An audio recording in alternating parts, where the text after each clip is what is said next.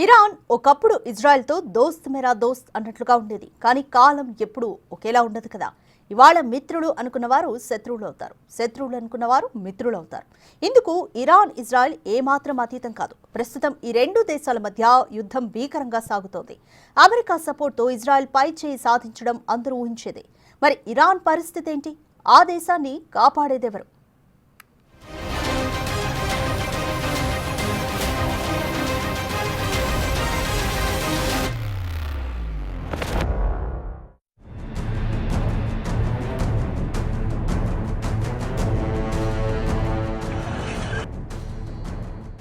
Trump తప్పు చేశావు.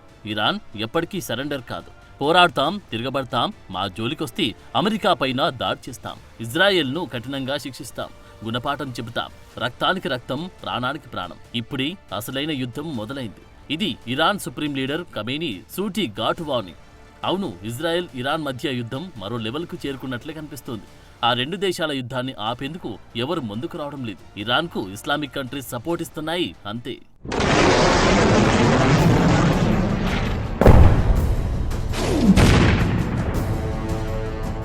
రాజ్యం అన్నది కత్తి మీద నడిచే ఆట. ఒక అడుగు పట్టు తప్పితే రక్తం చిందించక తప్పదు. ఇప్పుడు ఇరాన్ ఇదే కండిషన్లో ఉంది. ఈ యుద్ధం ఇంత భీకరంగా సాగుతుంటే ఓ ఆసక్తికర చర్చ జరుగుతోంది. ఖమేనీ వచ్చాకే ఇరాన్ తలరాత దిగజారిపోయిందని, అంతకు ముందున్న రాజవంశమే ఇరాన్కు కరెక్ట్ అన్న వాదన వినిపిస్తోంది. ఇరాన్లో ప్రజాస్వామ్య పాలన కావాలని, అణు కార్యక్రమాలకు బ్రేక్ పడాలని, ప్రపంచ దేశాలతో సఖ్యంగా ఉండాలని ఇరాన్ బహిష్కృత రాజు రెజా పహ్లావి సోషల్ మీడియా ద్వారా ఇరానియన్లకు పిలుపునిస్తూ వస్తున్నారు. ప్రస్తుతం అమెరికాలో ఉంటున్న ఆయన సోషల్ మీడియా ద్వారా ఇటీవలే యాక్టివ్ అయ్యారు. టెహ్రాన్లో పాలనా మార్పు రావాలన్నారు. ఇస్లామిక్ రిపబ్లిక్ కూలిపోతుందని, ఇరాన్ ప్రజలు అసలైన ఇరాన్ను తిరిగి పొందాల్సిన టైం వచ్చేసిందంటున్నారు.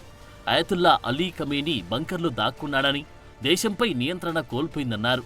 ఇస్లామిక్ రిపబ్లిక్ ముగింపు ఇరాన్ దేశానికి వ్యతిరేకంగా 46 సంవత్సరాల యుద్ధం ముగింపు అని, ఇప్పుడు అంతా మేల్కోవాల్సిన సమయం ఆసన్నమైందంటూ ఉత్సాహపరిచేలా పోస్టు పెడుతున్నారు.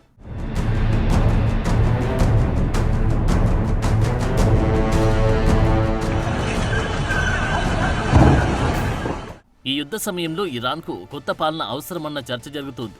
ఖమేనీ వచ్చాక మొత్తం చెడగొట్టారని, అతిగా ఆంక్షలు విధించారని అంటున్నారు. అంతకు ముందున్న రెజా పహ్లావి రాజవంశం సరళీకరణ విధానాలతో ఉండేది. అతిగా స్వేచ్ఛ ఇచ్చారని ఆనాడు, అతిగా కట్టుబాట్లు పెట్టారని ఈనాడు. ఇరాన్లో జరుగుతున్న చర్చ. ఇప్పుడైతే ఇరాన్లో విద్యార్థినులు చాలా చోట్ల సంబరాలు చేసుకుంటున్న సీన్లు వైరల్ అవుతున్నాయి. స్వేచ్ఛ వచ్చిందంటూ సంబరాలు జరుపుకుంటున్నారు. వీటికి తోడు రెజా పహ్లావి సోషల్ మీడియాలో చేస్తున్న పోస్టులు ఇరాన్ యువతను ఆలోచింపజేస్తున్నాయంటున్నారు.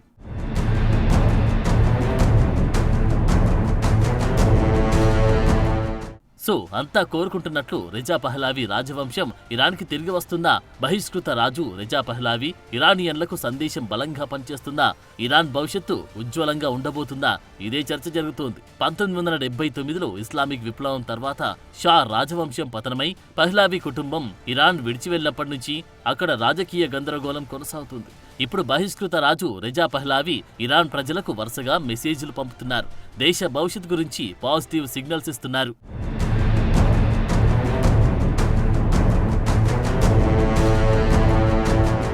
రెజా పహ్లావి ఇరాన్ చివరి షా మహమ్మద్ రెజా పహ్లావి పెద్ద కుమారుడు. 1979లో ఇస్లామిక్ విప్లవం తర్వాత ఆయన కుటుంబం ఇరాన్ను విడిచి వెళ్ళింది. రెజా ప్రస్తుతం అమెరికాలో ఉంటున్నారు. ఆయన గత కొన్నేళ్లుగా ఇరాన్లో ప్రజాస్వామ్యం, స్వేచ్ఛ, సెక్యులర్ పాలన కోసం పిలుపునిస్తూ వస్తున్నారు. మారుదామంటున్నారు, ప్రపంచంతో కనెక్ట్ అవుదామంటున్నారు. ఈ డైలాగ్స్ ఇరాన్ యూత్ ను చాలా ఆకట్టుకుంటున్నాయంటున్నారు. అందుకే రెజా పహ్లావికి ఇప్పటికీ ఇరాన్ యూత్ లో మంచి క్రేజ్ ఉన్నట్లుగా చెప్తారు. తాజా ఇంటర్వ్యూలో రెజా పహ్లావి ఇరానియన్లకు సానుకూల సందేశమిచ్చారు. ఇరాన్ భవిష్యత్తు ఉజ్వలంగా ఉందని, ఇరాన్ ప్రజలు దశాబ్దాలుగా అణచివేత, ఆర్థిక సంక్షోభం, అంతర్జాతీయ ఒంటరితనంతో బాధపడుతున్నారు అని, కానీ ఇప్పుడు మార్పు కోసం ఒక అవకాశం ఉందని అందరికీ అర్థమయ్యేలా చెబుతూ వస్తున్నారు.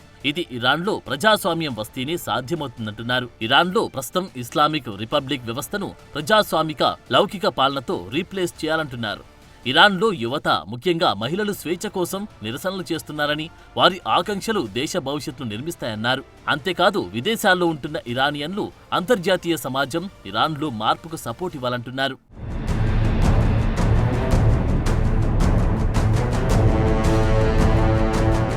ఇరాన్కు పహ్లావి రాజవంశం తిరిగి రావడం గురించి ఊహాగానాలు చాలా కాలంగా ఉన్నాయి. రెజా పహ్లావి రాజకీయం పునరుద్ధరణ కోసం కాకుండా ఒక లౌకిక ప్రజాస్వామ్య వ్యవస్థ కోసం పిలుపునిస్తున్నారు. అంటే ఆయన కూడా రాజరికం కోరుకోవట్లేదు.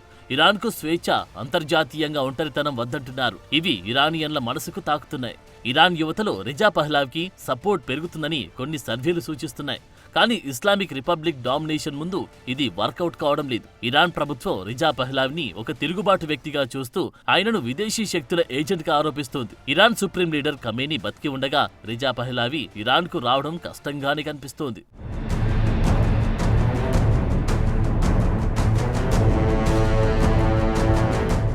ఈ మొత్తం ఎపిసోడ్లో ఇంట్రెస్టింగ్ ఫ్యాక్టర్ ఏంటంటే ఖమేనీని గద్దెదించి రెజా పహ్లావిని గద్దెనెక్కించాలని అమెరికా, ఇజ్రాయెల్ అనుకుంటున్నాయి. అప్పుడే ఇరాన్ బాగుపడుతుందని, ఆ దేశంతో అంతర్జాతీయ సంబంధాలు పెరుగుతాయని మిడిల్ ఈస్ట్ లో సఖ్యత పెరుగుతుందంటున్నాయి. రెజా పహ్లావికి అమెరికా, ఇజ్రాయెల్ సపోర్ట్ ఉందని ఇరాన్ పాలకులు అనుమానిస్తున్నారు. అందుకే రెజాపై ఓ కన్నేసి ఉంచారు.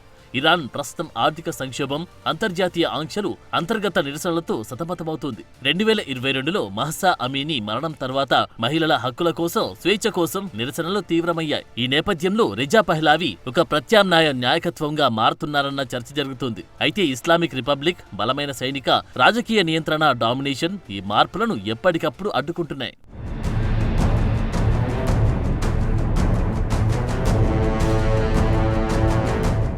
రెజా పహ్లావి మెసేజ్ పూర్తి సానుకూలంగా ఇరానియన్లకు కనిపిస్తోంది. అయితే ప్రస్తుత పరిస్థితుల్లో ఇరాన్లో మార్పు అన్నది చాలా కాంప్లికేటెడ్ ఇష్యూ.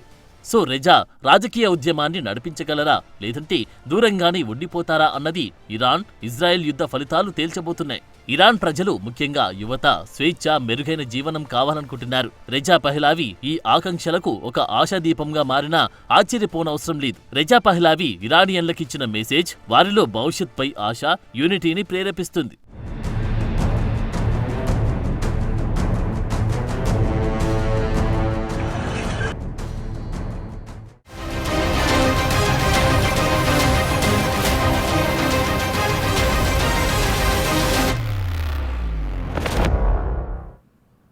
ఇరాన్ కాల పరీక్షకు తట్టుకుంది, నిలబడింది. రిచ్ కల్చర్ మెయింటైన్ చేసింది. ప్రపంచ దేశాలతో సత్సంబంధాలు నిలిపింది. అంతెందుకు, ఇప్పుడు యుద్ధం చేస్తున్న ఇజ్రాయెల్తోనూ ఒకప్పుడు స్నేహ బంధాన్ని నిలుపుకుంది. అయితే కాలం మారింది, పాలకులు మారారు, పాలసీలు మారాయి, ఆంక్షలొచ్చాయి, శత్రుత్వాలు పెరిగాయి. ఇప్పుడు ఏకంగా యుద్ధాలే జరుగుతున్నాయి. మరి ఇన్నేళ్లలో మారిందేంటి, ఇంకా మారాల్సిందేంటి?